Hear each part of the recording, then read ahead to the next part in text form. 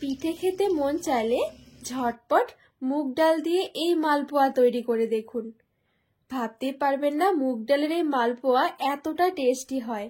ঝটপট তৈরিও হয়ে যায় একেবারে সামান্য কয়েকটা উপকরণে। প্রত্যেকটা মালপোয়া একেবারে ফুলকো ফুলকো হবে, সাথে একদমই নরম তুলতুলে, মুখে দিলেই মিলিয়ে যাবে। নমস্কার বন্ধুরা, নতুন একটা পর্ব দেখার জন্য আপনাদের সকলকে স্বাগত জানাই। আজকে তৈরি করে দেখাবো নরম তুলতুলে ফুলকো ফুলকো মুগ ডালের মালপোয়া। মালপোয়া কিন্তু আমরা অনেক রকমেরই খেয়েছি, তবে এইভাবে মুগ ডালের মালপোয়া না খাওয়া হলে অবশ্যই বানিয়ে দেখবেন, ভীষণ ভালো লাগে খেতে। বানানো খুবই সহজ, সামান্য কয়েকটা উপকরণের মধ্যে ঝটপট তৈরি করে নিতে পারবেন। তো চলুন খুবই সহজভাবে বানিয়ে দেখাবো, আশা করছি আপনাদের অনেক ভালো লাগবে। এবারে গ্যাস জ্বালিয়ে আমি এখানে একটা কড়াই বসিয়ে দিয়েছি, আর এই কড়াইয়ের মধ্যে নিয়ে নেব কাপ মেপে 2 কাপ মুগ ডাল। অবশ্যই করে ডালটা একটু মেপে নিতে হবে, তাহলে পরের জিনিসগুলো দিতে সুবিধা হবে। আর 1 কাপ দিয়ে দিচ্ছি। এবারে নেড়ে চেড়ে একদম হালকা আছে খুব সুন্দর করে ডালটা মুচমুচে করে ভেজে নেব। আর এখানে যত ভালো করে ডালটা ভাজা হবে তত সুন্দর কিন্তু মালপোয়া গুলো হবে, খেতেও ভীষণ টেস্টি হবে। তো এই দেখুন এখানে মুগ ডালটা ভাজতে ভাজতে খুব সুন্দর কিন্তু একটা কালার এসেছে। আগের যে কালারটা ছিল সেটা পুরো চেঞ্জ হয়ে গেছে, একটু লালচে ভাব এসে গেছে।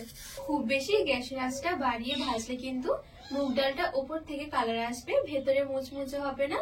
তো সেই জন্য একদম হালকা আছে খুব সুন্দর করে মুচমুচে করে ভাজতে হবে, তাহলে পরে ডালের যে একটা কাঁচা গন্ধ আছে সেটাও চলে যাবে, আর খুব সুন্দর একটা ফ্লেভার আসবে। তো এখানে মোটামুটি আমার খুব সুন্দরভাবে ডালটা ভাজা হয়ে গেছে। এবার আমি একটু ঠান্ডা করে নেব। তো এখানে খুব সুন্দরভাবে ডালটা আমি ঠান্ডা করে নিয়েছি।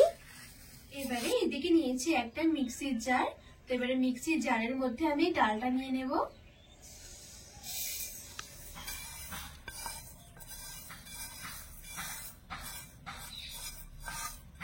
এবারে মিক্সির ঢাকনা লাগিয়ে খুব সুন্দর করে আমি ডালটা একটু গুঁড়ো করে নেব। তো এখানে আমি খুব সুন্দর করে দেখুন ডালটা গুঁড়ো করে নিয়েছি, পুরো পাউডারের মতন হয়ে গেছে।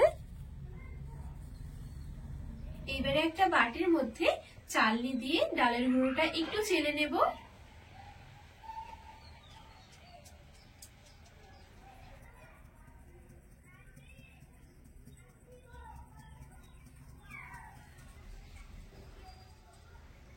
তো ডালের গুঁড়োটা খুব সুন্দরভাবে আমি চেলে নিয়েছি। এবারে ঠিক ওই কাপ মেপে আমি দিয়ে দেব 2 কাপ সুজি।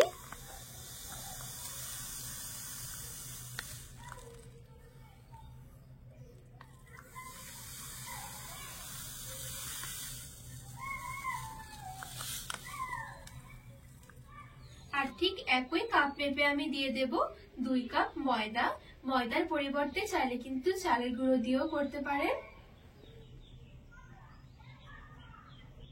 আর 1 কাপ দিয়ে দিচ্ছি।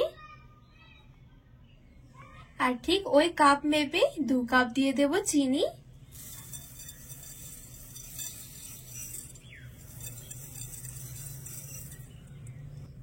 আর এখানে আমি 4টে এলাচের ভেতরের বীজগুলো 2-3 দানা চিনি দিয়ে একটু গুঁড়ো করে নিয়েছি। অবশ্যই কিন্তু এলাচের গুঁড়োটা দিতে হবে, আর এভাবে করে চিনি দিয়ে গুঁড়ো করলে কিন্তু খুব সুন্দরভাবে গুঁড়ো হয়ে যায়। আর নিয়েছি সামান্য লবণ। শুকনো জিনিসগুলো একটু মিশিয়ে নেব। তো শুকনো জিনিসগুলো একটু ভালো করে মিশিয়ে নিয়েছি। এবারে এদিকে নিয়েছি আমি লিকুইড দুধ। দুধটা আগে থেকে চাল করে একটু ঘন করে নিয়েছি।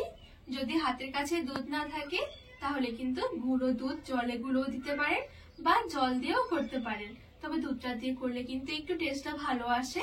এবারে অল্প অল্প করে মিশিয়ে একটা গোলা তৈরি করে নেব।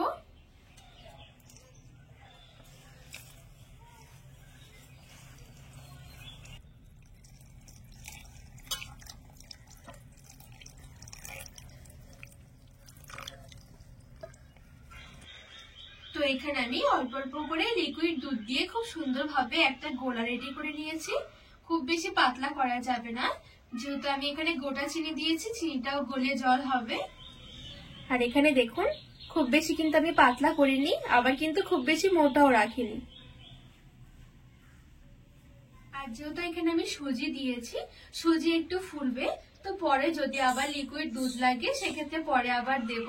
তো এবারে আমি 10 মিনিটের জন্য একটু রেস্টে রেখে দেবো, ততক্ষণে চিনিটাও গলে যাবে, সুজিটাও খুব সুন্দরভাবে ফুলে যাবে।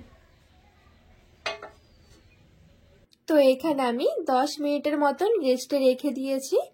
আর এখানে দেখুন এখন কিন্তু অনেকটাই ঘন মনে হচ্ছে, সুজিটাও ফুলে গেছে, চিনিগুলোও কিন্তু খুব সুন্দরভাবে গলে গেছে। তো এবারে আমি আরেকটুখানি দুধ মিশিয়ে দেব, ভালো করে মিশিয়ে নেব।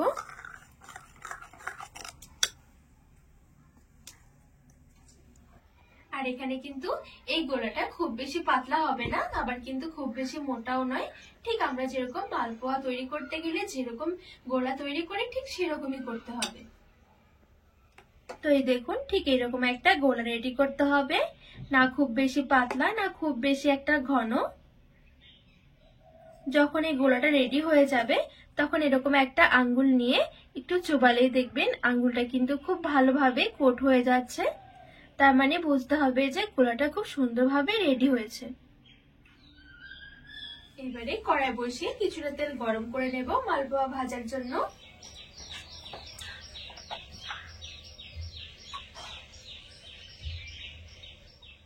তো এখানে তেলটা খুব ভালোভাবে আমি গরম করে নিয়েছি।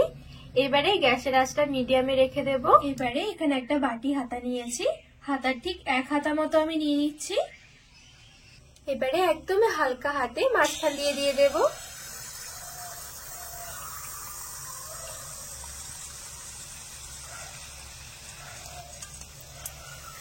তো এই দেখুন কিছুক্ষণের মধ্যে কিন্তু পিঠেটা খুব সুন্দরভাবে ফুলে উঠবে।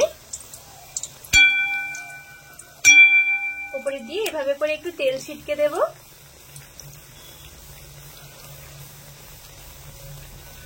একটু ভাজা হয়ে গেলে উল্টে দেব। তো এখানে নেড়ে চেড়ে খুব সুন্দর করে আমি ভেজে নিয়েছি। আর এই দেখুন কতটা সুন্দর হয়েছে। তো আরো একটা পিঠে আপনাদেরকে ভেজে দেখাই, একদম হালকা হাতে দিতে হবে, তাহলে খুব সুন্দর গোল হবে পিঠেগুলো।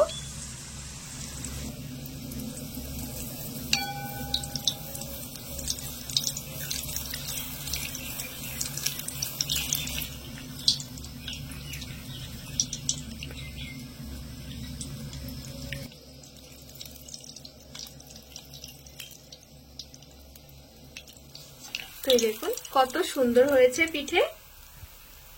প্রত্যেকটা পিঠে কিন্তু একেবারে বলের মতন ফুলকো হবে।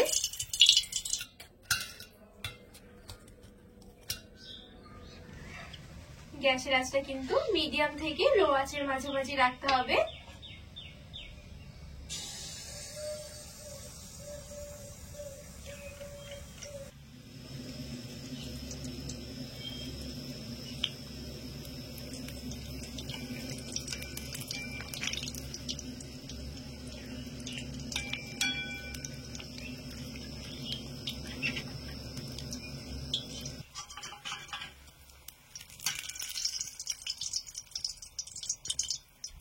আর এইভাবে তৈরি করলে প্রত্যেকটা মালপোয়া একেবারে ফুলকো ফুলকো হবে। বিশ্বাস হবে না মুগ ডাল দিয়ে এত সুন্দর মালপোয়া তৈরি করা যায়, খেতেও ভীষণ ভালো লাগে। তো এখন সবগুলো মালপোয়া আমার খুব সুন্দরভাবে রেডি হয়ে গেছে। আর দেখুন কত সুন্দর ফুলকো হয়েছে, সাথে একদমই নরম তুলতুলে, মুখে দিলেই মিলিয়ে যাবে। বন্ধুরা আজকে এই মালপোয়া রেসিপি আপনাদের কেমন লেগেছে অবশ্যই কিন্তু কমেন্ট করে জানাবেন। আর বাড়িতে একবার হলেও বানিয়ে দেখবেন, ভীষণ ভালো লাগে খেতে। তো রেসিপি ভালো লাগলে চ্যানেলটিকে সাবস্ক্রাইব করে পাশে থাকার অনুরোধ রইল।